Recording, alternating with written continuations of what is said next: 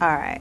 So I started my education at University of Georgia in 2000, actually in 1998, in the master's program. And all I knew when I went is that I wasn't happy with the job that I had.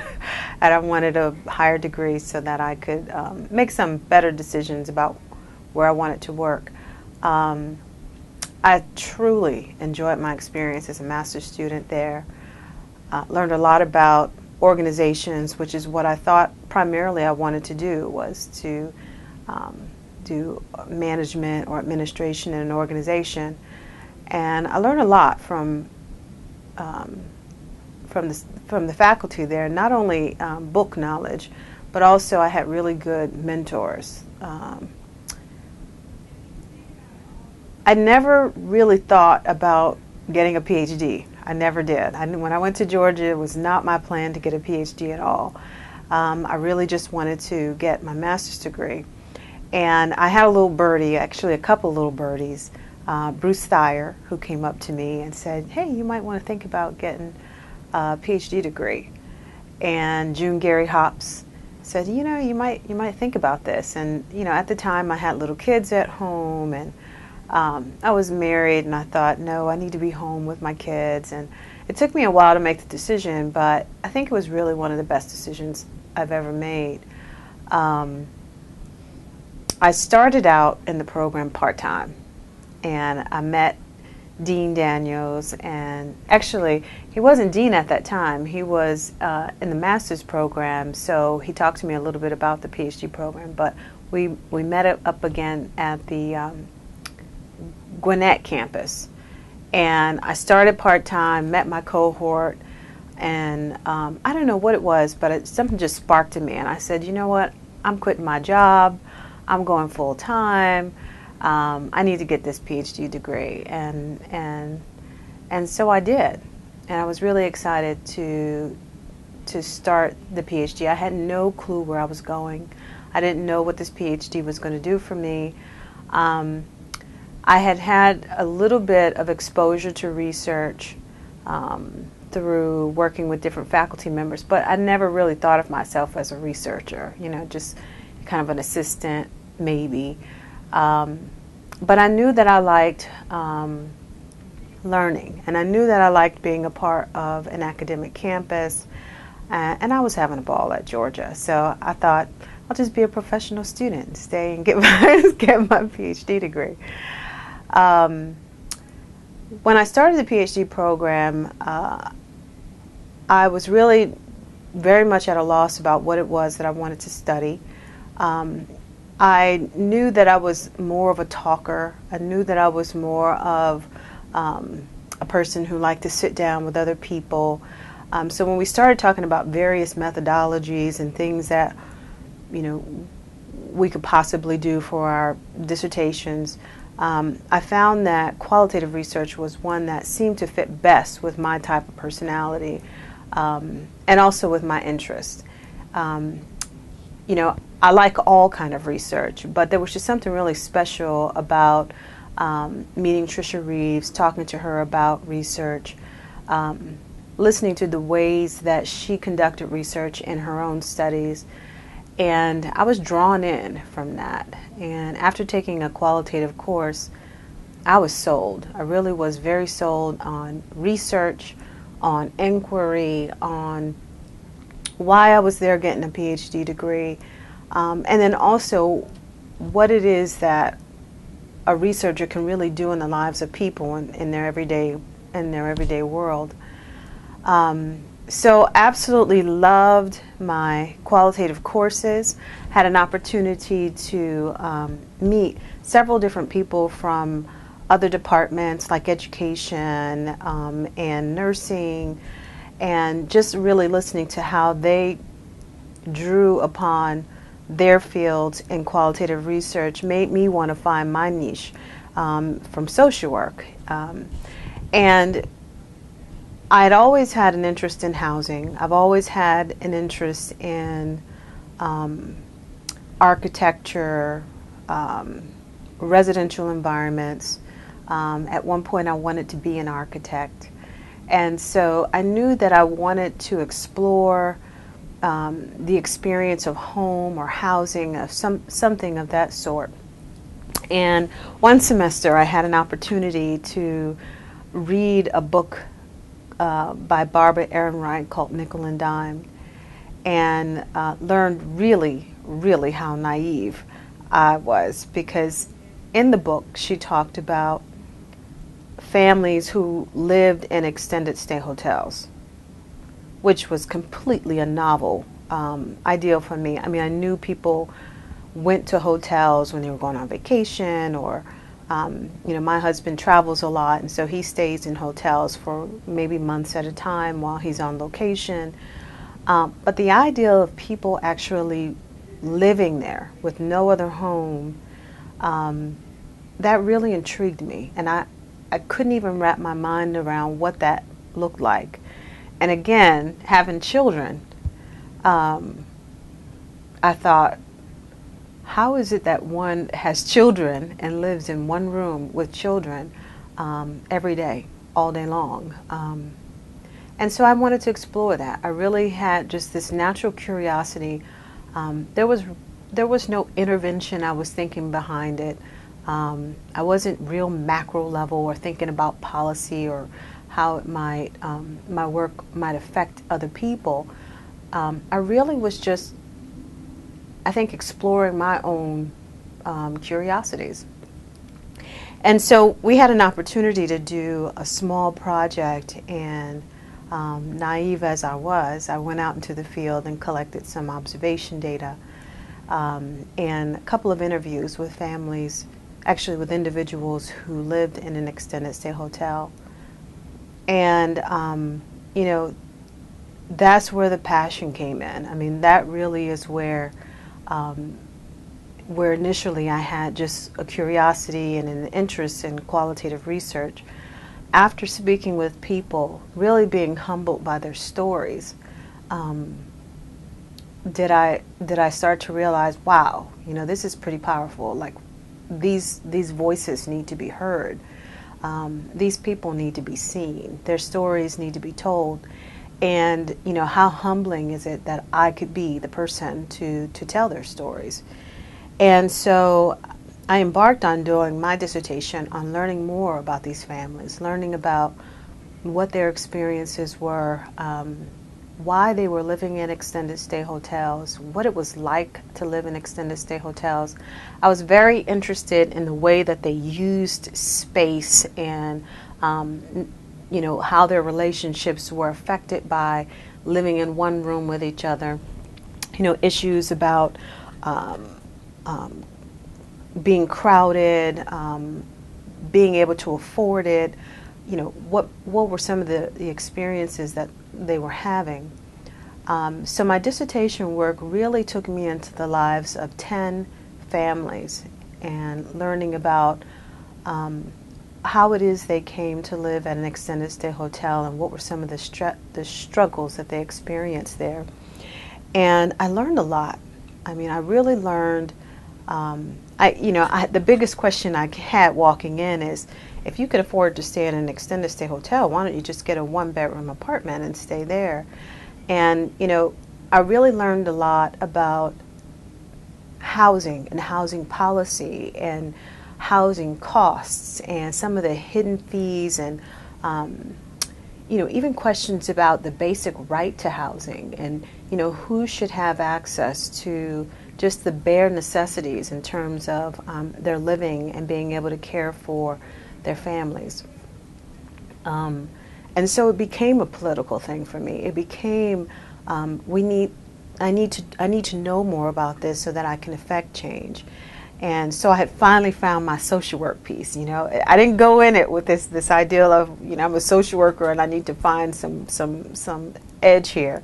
But I realized that social workers really need to be in this arena, that we have a unique perspective that I think other professions don't have, because we're able to really go into the environment and observe the lives of individuals, hear their stories, look at how they struggle to maintain some sense of stability among all these systems that they have to negotiate, and still keep their sanity. So I felt I had finally found my place. I felt like this work was important to me. It was important to these families. It was important to the communities in which they were embedded. But, as a rising academic, as a new researcher, as a doc student, I still felt small. I still felt, I can tell these stories, I can write this dissertation, but what is this really going to mean, and how do I really affect change? I had some doubts about my ability to become a faculty member. I felt like it was so grandiose. I was so truly impressed by the faculty members that I had at University of Georgia. I thought that they were so, such of high caliber. How do I ever become a faculty member? Like that. And so I can recall having this crisis moment in the middle of Staples. I don't even know why I was in Staples, but I was buying some supplies, and by that time, Nancy Croft, who had become the dean, for some reason I just thought to call her, and I said, I'm doing all this. What if I can't even get an academic position? How do I even know that this is really my calling? Like, is this what I'm supposed to be doing? And, she has been an incredible resource and support for me. And I've had many, but, she really worked with me in terms of getting my first research assistantship. She talked with me about research. She helped me build a connection with Stacy Colomer, who's at the University of Georgia, and I became her GRA for her Hartford grant when I was a doc student.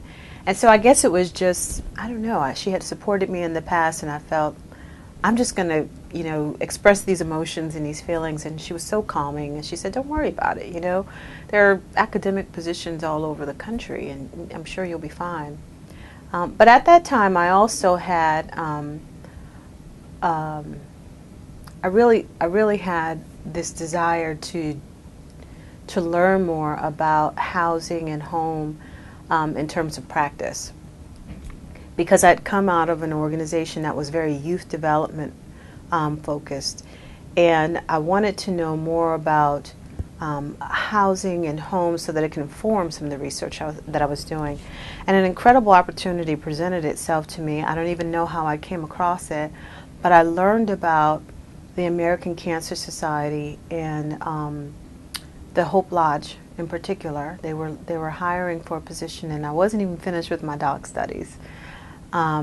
But they were looking for someone to come in and manage a Hope Lodge. And it seemed like a natural fit for me, because here again was a situation where there was there were individuals there who were struggling with some kind of physical and medical situation, and being housed temporarily somewhere else. So it seemed to fit my interest. And I took the opportunity and started my position there, and it was very rewarding. I was able to finish out my dissertation while working at the American Cancer Society, but I also learned even more about this area of environmental psychology and how it is that place really affects who you are. How it is that the physical environment can really make an impact on your well-being and who you are. I also had an opportunity to work with older adults in that environment. Many of the patients that I worked with were, unfortunately, older women who had learned that they had breast cancer. And I worked with several different individuals who had various types of cancer. And while I was working with them to get resources for managing their diagnosis, their treatment, and information around cancer at the American Cancer Society, I also managed the Hope Lodge, and so I was responsible for making the environment as comfortable and conducive to them and their well-being as possible. So I feel like, over time there've been these what seem to be random opportunities that have pulled themselves together to really wrap around this whole notion of the importance of place in a person's life, and how it is that where we live really affects who we are and our opportunities, and can also affect our personal well-being. So as much as I loved working at the American Cancer Society, my very first pick in terms of a possible faculty position became available at Georgia State. And I can recall pondering, wondering, what should I do? I love my job at American Cancer Society. I absolutely love being here. I worked with physicians and administrators, and I was doing what I wanted to do. And but I knew that I was prepared to be a faculty member, and I knew that Georgia really prepared me to be a faculty member.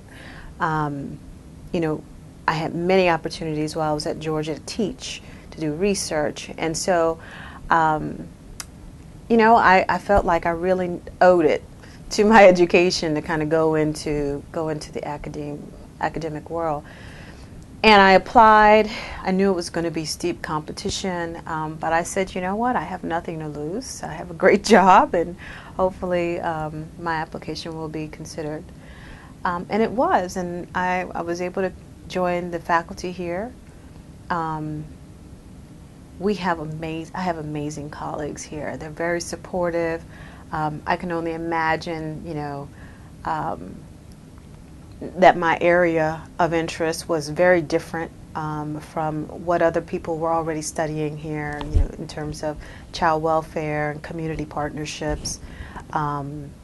Mine was rather unique. It was qualitative research on people who lived in extended stay hotels and in place. But I found that my colleagues here were very accommodating, very supportive. They've often used the words innovative and risky to describe me and my research agenda. And honestly, when I first got here, I thought, where am I going with this? And will it be accepted in a larger academy? I didn't worry about Georgia State, but I did worry about the field of social work and where did I fit? Because when I looked around and read the research in the social work, there wasn't a lot about family homelessness in terms of a person's well-being. Other fields, other areas were really attacking this issue, but I felt a little lonely here, and in academia in general. I remember having a conversation with a woman from Boston University who's also interested in housing. I went to, I think it was a SWIR conference, and I mentioned to her my interest in housing and homelessness and also residential environments. And it was really funny because she looked at me and she said, "It's lonely, isn't it?" And I said, "Yeah, it's lonely." But I didn't give up on it. I knew that this was my passion, and I knew that it was something I really wanted to do. I really feel that I have something unique to offer in terms of my research perspective, and that's only been confirmed over the last couple of years. Nancy told me about a St. Scholastica workshop in Duluth, Minnesota, a place I had never even heard of. And it's funny because she approached me and she said, "Hey Terri, there's this workshop that happens during the summer, and if you think you might want to go, it's a research workshop, and you can learn more about grant writing and things of that sort." And she was so nonchalant and casual about it, and Nancy had already sent me to a writing workshop through Georgia State, so I just thought it was another couple of day workshop, and I hadn't really given it a whole lot of I didn't know the weight that it had. So I put in my application and I was accepted, and I went over to Duluth, Minnesota, which is absolutely gorgeous, a lovely place to be. And I met these scholars, and I could remember, and I promise you, I sat in the room and I looked around and I said, wow, these are some really prominent, I mean, just high caliber people. And as well as Georgia had prepared me, and as well as I thought I was doing at Georgia State, I still thought, I'm an assistant professor, I'm junior faculty. I mean, I'm talking about housing, and, you know, I'm sitting among people who are talking about structural equation modeling and measuring sleep deprivation and a lot of other areas that seem to be so weighty and seem to be so relevant, I guess, in terms of social work and in particular aging, older adults. And I felt small. I felt so small in the room. And I can recall our mentor, Chandra Malhotra, he came up to me, he says, what you're doing is so important. He says, one of my best friends was Powell Lawton, and he and I both started this institute together, and his area was environmental psychology. And, you know, just like that, I felt validated. You know, I felt like, okay, so I'm not in this alone. And so over the year, we spent time learning about grant writing, learning about the importance of building research in the area of aging from a number of different areas. And so it made sense then why the room was so diverse and why we had scholars and assistant professors from various fields there, all social work, but really looking at the issue of aging from different perspectives. I also learned at that institute about the John A. Hartford Foundation grant scholarship, and it was kind of like coming full circle, because once I heard it again, then I remembered Stacy Colomer and being a graduate student for her and working on her study, doing focus groups and getting perspectives about aging and students' perceptions of aging. And I was like, oh yeah, I remember this Hartford grant. And I spent about a good year and a half preparing to write this grant. And I'm telling you, I learned a lot, but I lost a lot of hair. I lost a lot of sleep. I think there was some tears in there somewhere because this was some high level preparation, I felt really very proud to be able to put in an application and found out not even a month ago that I was accepted to this really prestigious program for faculty scholars. The other scholars, the other Hartford folks are just so well put together, such kind people, helpful, supportive. I feel really honored to not only be there to continue developing my own career, but to be representing such an important area of research